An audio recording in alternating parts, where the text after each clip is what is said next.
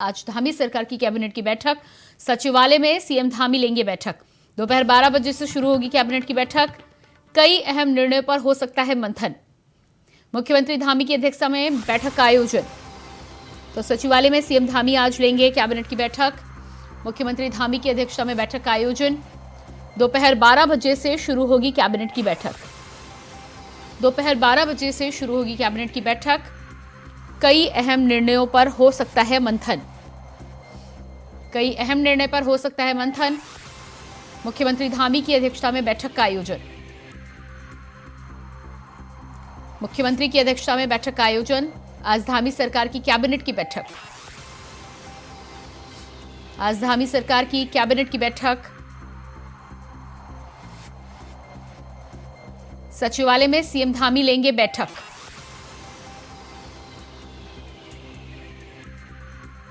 दोपहर 12 बजे से शुरू होगी कैबिनेट की बैठक।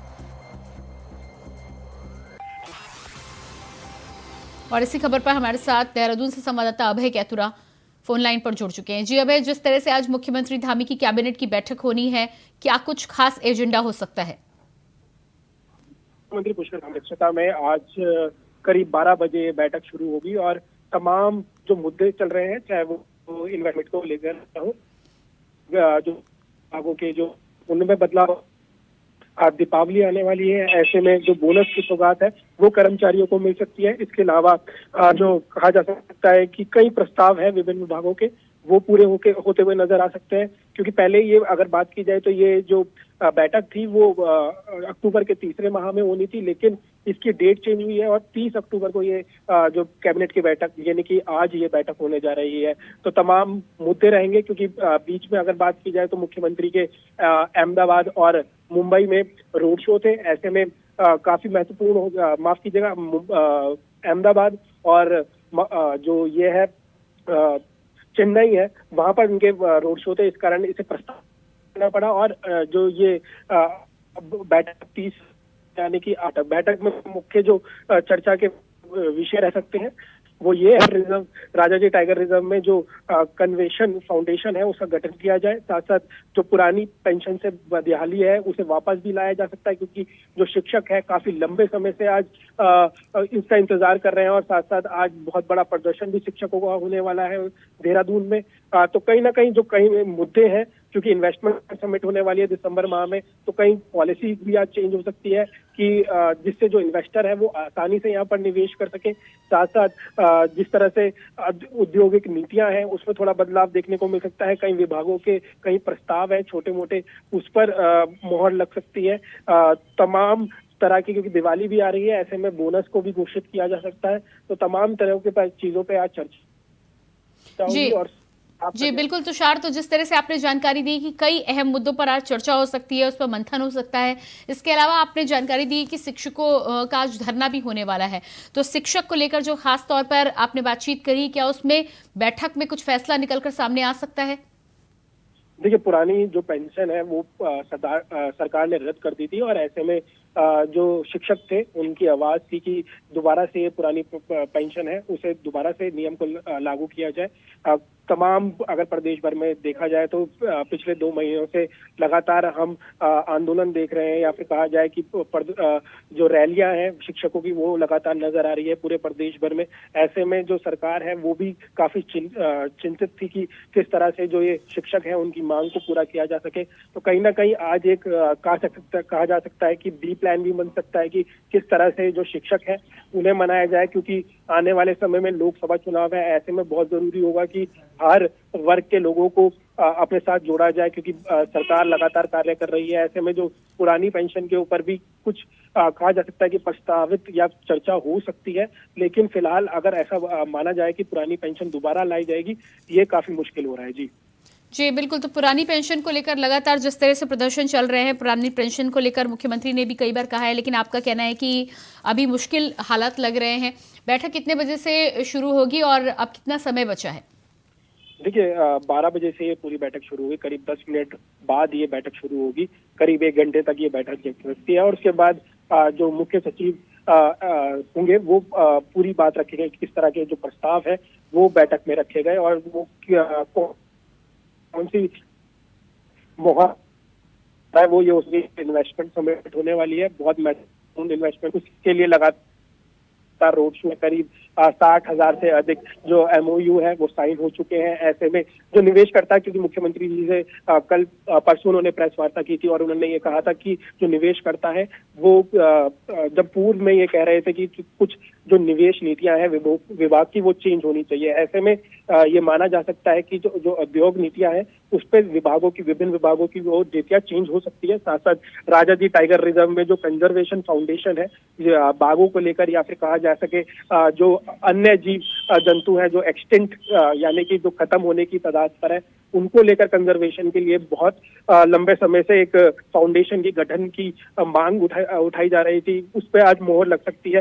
दिवाली आने वाली है, दिवाली पे जो बोनस मिलता है सभी कर्मचारियों को, उस पर आज मोहर लग सकती है। तो दिवाली वाला जो बोनस है वो जरूर मिलेगा, आज उस पर मोहर लग सकती है। साथ साथ जो उद्योग नीतियां हैं उस पर भी बदलाव देखा जा सकता है।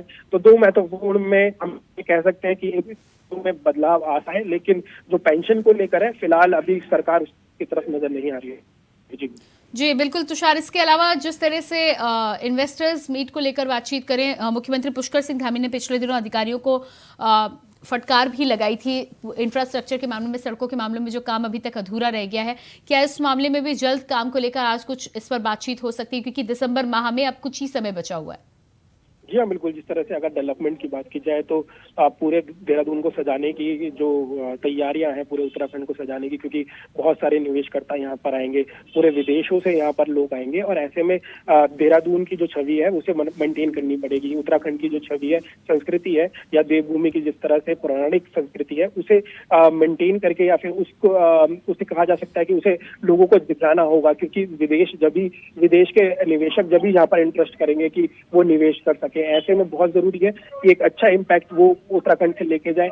यहाँ पर जो सड़कें हैं, ट्रांसपोर्टेशन है, काफी अच्छी है। ऐसे में कुमाऊं मंडी में हमने देखा कि बीते दिनों से जो कुमाऊं के कमिश्नर है उनको भी फटकार लगाई है कि किस तरह से जो NH का काम चल रहा है, क्योंकि बहुत सारी सड़कें हैं उत्तराखंड में, चाहे वो दिल्ली से देहरादून का रास्ता हो, उस पर तमाम कार्य हो रहे हैं। जो मानस खंड है उसकी सड़कें बन रही है। ऐसे में बहुत जरूरी है कि जो निवेश करता है, क्योंकि जो अधिकतम जो निवेश करता है वो बाय रोड ऋषिकेश से जौलीग्रांट से आएंगे, क्योंकि एकलौता जो आसपास कहा जा सकता है कि जो एयरपोर्ट है वो जौलीग्रांट में मौजूद है और ये करीब देहरादून से 20 या 25 किलोमीटर दूर है। ऐसे में जो सड़कें होनी चाहिए बीच में वो काफी अच्छी होनी चाहिए। और कुछ जो निवेशकर्ता आएंगे वो कुछ दिन रुकेंगे भी, क्योंकि एक टूरिज्म प्लेस के लिए भी अच्छी जगह है। और साथ साथ जो अगर जहाँ पर वो उद्योग लगाना चाहेंगे उस प्लेस को भी देख सकते हैं। ऐसे में बहुत जरूरी है कि जो हमारा विकास हो वो हम थोड़ा दिखा सकें कि हम किस तरह से कार्य कर रहे हैं, हमारी सरकार किस तरह से कार्य कर रही है, किस तरह से प्रतिबद्ध है कि विकास किस तरह से हो। तो ऐसे में बहुत जरूरी है कि जी बिल्कुल तुषार, इसके अलावा इन्वेस्टर्स मीट को लेकर दिसंबर माह में जो होना है, भारी संख्या में लोग उपस्थित होने वाले हैं, अधिकारी से लेकर व्यापारी वहां पर पहुंचेंगे। क्या कुछ खास उत्तराखंड में ऐसा तैयारी की जा रही है, क्या कुछ विशेष उन तमाम लोगों को दिखाया जाएगा यदि टूरिस्ट की नजर से देखा जाए तो?